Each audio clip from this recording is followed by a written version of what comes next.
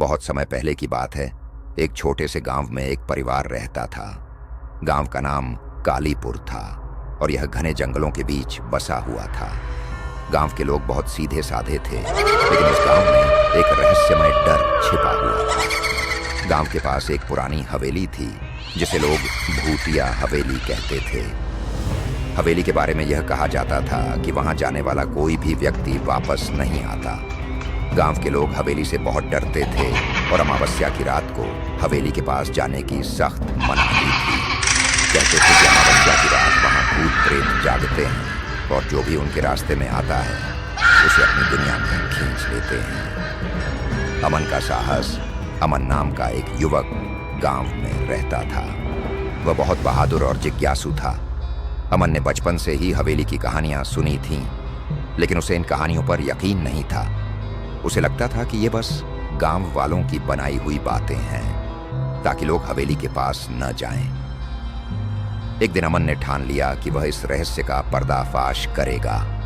अमन ने अपने दोस्तों से कहा, मैं इस अमावस्या की रात हवेली में जाऊंगा और देखूंगा कि वहां क्या सच है और क्या झूठ। उसके दोस्तों ने उसे बहुत समझाया कि वहां जाना खतरे से खाली नहीं है, लेकिन अमन ने किसी की बात नहीं मानी। उसने अपनी टॉर्च और कुछ खाने पीने का सामान लिया और हवेली की ओर निकल पड़ा। हवेली का भयानक दृश्य अमावस्या की रात थी। आसमान में बादल छाए हुए थे और चारों ओर घना अंधेरा था। अमन ने जैसे ही हवेली के अंदर कदम रखा, उसे एक अजीब सा डर महसूस हुआ। हवेली की दीवारें टूट चुकी थीं और जगह जगह जाले लटके हुए थे। हवा में एक अजीब सी ठंडक थी जो उसकी हड्डियों तक को कंपा रही थी। हवेली के अंदर बहुत सन्नाटा था। अमन ने अपनी टॉर्च जलाकर चारों ओर देखा। अचानक उसे किसी के चलने की आवाज सुनाई दी। उसने सोचा कि शायद यह उसकी कल्पना है, लेकिन जैसे ही वह आगे बढ़ा, उसे एक परछाई दिखाई दी। वह परछाई एक महिला की थी जो सफेद कपड़े पहने हुए थी और उसके लंबे बाल उसके चेहरे को ढके हुए थे। भूतनी का प्रकट होना अमन का दिल जोर से धड़कने लगा। उसने खुद को समझाने की कोशिश की कि यह सिर्फ उसका भ्रम है, लेकिन जैसे ही वह परछाई उसकी ओर बढ़ने लगी, अमन की सांसें तेज हो गईं। वह पीछे हटने लगा, लेकिन उसके पैर जैसे जमीन से चिपक गए थे। उस परछाई ने धीरे धीरे अपना चेहरा ऊपर उठाया और उसके चेहरे पर गहरी लाल आंखें चमकने लगी। अमन को अब यकीन हो गया था कि वह भूतनी ही है। भूतनी की आंखों में गुस्सा और दर्द साफ दिखाई दे रहा था।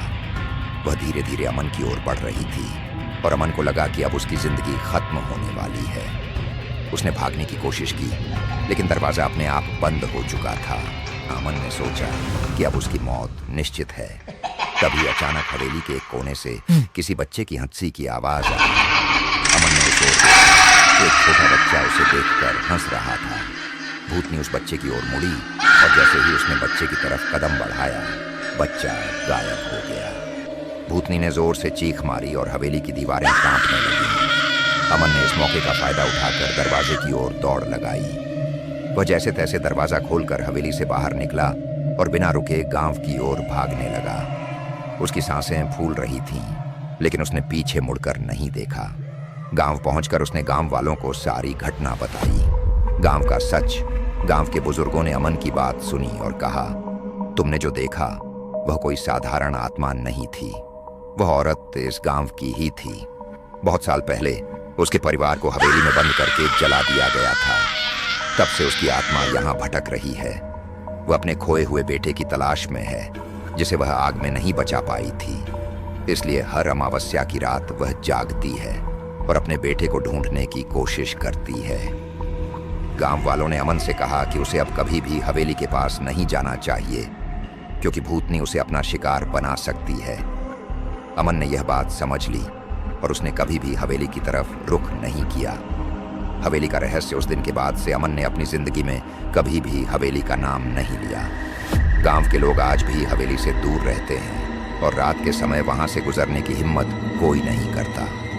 हवेली आज भी वीरान खड़ी है और लोग कहते हैं कि अगर आप अमावस्या की रात वहां जाएंगे तो आपको उस भूतनी की चीखें सुनाई देंगी जो अब भी अपने बेटे की तलाश में भटक रही है।